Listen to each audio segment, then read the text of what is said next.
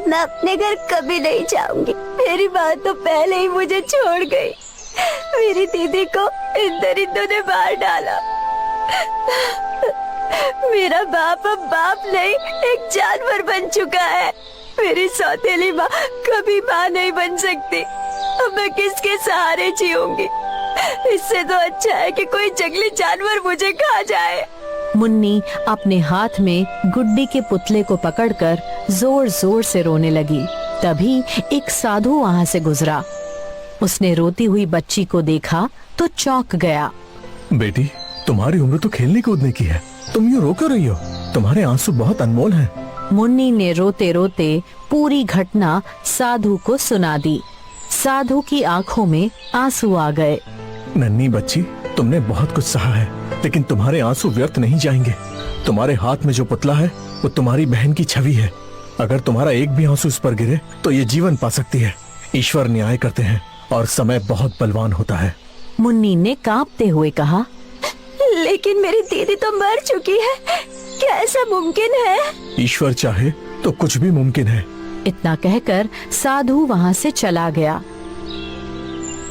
उसकी बातों ने न जाने क्या असर किया कि मुन्नी के पांव दोबारा उसी घर की ओर मुड़ गए जहाँ से उसने कसम खाई थी कि कभी न लौटेगी। घर पहुँचते ही जमुना चिल्लाते हुए बोली, तू खेत में क्यों नहीं गई? कहाँ गई थी? तेरे जैसे कामचोर बच्चों को तो रोटी भी नहीं मिलनी चाहिए। जा अपने कमरे में जा और अपनी मरी माँ और बहन को याद कर करके रो। मुन्नी चुपचाप अपने कमरे में गई, दरवाजा बंद किया और पुतले को देखती रही। जैसे उसकी आंखों से एक आंसू का कतरा पुतले पर गिरा, अगले ही पल चमत्कार हुआ। आटे का पुतला रंग बदलने लगा, आकार बढ़ने लगा और फिर वो गुड्डी में परिवर्तित हो गया। मुन्नी की आंखें फटी की फटी रह गईं। मुझे याद है, मैं तेज धूप में खड़ी थी, फिर मुझे चक्कर आया और मैं गिर पड़ी। फिर मुझे कुछ याद नहीं। मैं यहाँ कैसे? गुड्डी फूट फूट कर सारी घटना मुन्नी को बताई। गुड्डी की आंखें भीग गईं। समझ गई, इसका मतलब मैं मर गई थी। शायद साधु महाराज की प्रार्थना और तेरे आंसुओं ने मुझे जीवन दान दिला दिया। तभी दरवाजा खुला। जमुना अंदर आई और बोली, तू किससे बात कर रही है? मुन्नी और गुड्डी दोनों चौंक गईं। मैं अकेले अकेले बातें कर रही थी। मैंने तुझे साफ साफ किसी से बात करते हुए सुना है। तू अपनी मरी हुई बहन से बात कर रही थी ना, जैसे तब करती थी जब वो जिंदा थी। लगता है तो पागल हो चुकी है। इतना कहकर जमुना गुस्से में पैर पटकती हुई वहाँ से चली गई। गुड्डी ने मुन्नी की ओर देखा और धीरे से बोली, लगता है मैं सिर्फ तुझे ही दिखाई देती हूँ मुन्नी। तभी रंग बिरंगी किरणों के बीच वही साधु वहाँ प्रकट हो गया। गुड्डी दीदी, ये वो साधु महाराज हैं जो मुझे जंगल में मिले थे। साधु रहस्यमयी मुस्कान के साथ गुड्डी के पास गया और उसके कान में कुछ फुसफुसाया। गुड्डी के चेहरे पर धीमी मुस्कान तैर गई। साधु गंभीर स्वर में बोला, याद रखना, समय तुझे न्याय करने का जरूर मौका देगा। इतना कहकर साधु अदृश्य हो गया। समय अपनी गति से बढ़ता रहा। मुन्नी के चेहरे पर अब मुस्कान लौटने लगी थी। अब जब भी जमुना ताई कोई काम कहती, गुड्डी चुपचाप उसका हाथ बटा देती, मगर वो किसी और को नहीं दिखती थी, सिर्फ मुन्नी को। मुन्नी घंटों गुड्डी से बातें करती। सुखदेव और जमुना ये सब देखकर सोचते कि शायद गुड्डी की मौत ने मुन्नी का मानसिक संतुलन बिगाड़ दिया है। वे मानने लगे थे कि मुन्नी अब पागल हो गई है, पर सच्चाई ये थी कि गुड्डी सचमुच मौजूद थी, एक नई शक्ति और नए जीवन के साथ। देखते देखते 10 वर्ष बीत गए। मुन्नी अब 20 वर्ष की हो गई थी और गुड्डी 25 वर्ष की एक सुंदर युवती में बदल चुकी थी। एक दिन सुखदेव अपनी पत्नी जमुना के साथ बैठकर भोजन कर रहा था कि तभी उसे अचानक तेज खांसी हुई और खून की उल्टी हो गई। ये देखकर जमुना घबरा गई। हे भगवान, ये खून की उल्टी कैसे हुई? क्या हुआ तुम्हें? शायद अब शराब का असर होने लगा है। मैं कब से कह रही हूँ कि किसी वैद्य को दिखा लो।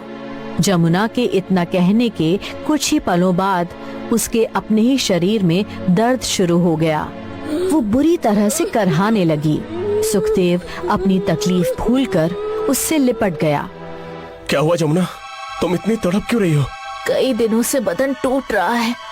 आज तो ऐसा लग रहा है जैसे पाँव में जान ही नहीं बची। मुझे भी यही लगता है, जैसे किसी ने पैरों में सुइयां चुभो दी हो। घबराकर दोनों उसी दिन गांव के वैद्य के पास गए। वैद्य ने सुखदेव की नब्ज टटोली और गंभीर स्वर में बोला, तुम्हें तुरंत आराम की जरूरत है। अगर जड़ी बूटियों से इलाज नहीं किया गया तो जान पर बन सकती है। फिर वैद्य जमुना की ओर मुड़ा। तुम्हें भी एक विचित्र बीमारी है। अगर समय पर इलाज ना हुआ तो शरीर की सारी ताकत चली जाएगी। ये कैसी बीमारी है वैद्यराज? ये दुर्लभ बीमारी है। पूरे संसार में एक आध ही मनुष्य को होती है। यदि इलाज करवाओगे तो बच जाओगे, मगर जीवन भर चल नहीं पाओगे। अगर इलाज नहीं करवाओगे तो मौत निश्चित है। ये कोई श्राप है क्या? इसे पापों की सजा भी कह सकती हो। वैद्य ने दोनों को औषधियाँ दी और कहा, इन औषधियों से नींद आएगी। जब तक इलाज चलेगा तब तक किसी प्रकार का काम मत करना। सुखदेव और जमुना चुपचाप घर लौट आए। कुछ ही दिनों में गांव भर में खबर फैल गई कि अत्याचारी सुखदेव और जमुना बुरी बीमारी के शिकार हो चुके हैं। गांव वालों ने राहत की सांस ली।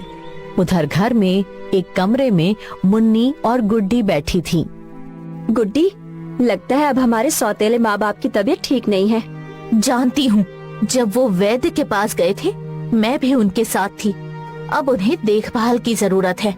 तो मरने दो ना उन्हें। नहीं, अब समय आ गया है उन्हें सेवा देने का, ताकि उन्हें उनके कर्मों का वास्तविक एहसास हो। ये सुनकर मुन्नी चौंक गई और बोली, ये आप क्या कह रही हैं गुड्डी दीदी? सही कह रही हूँ मुन्नी, समय आ गया है, चल मेरे साथ।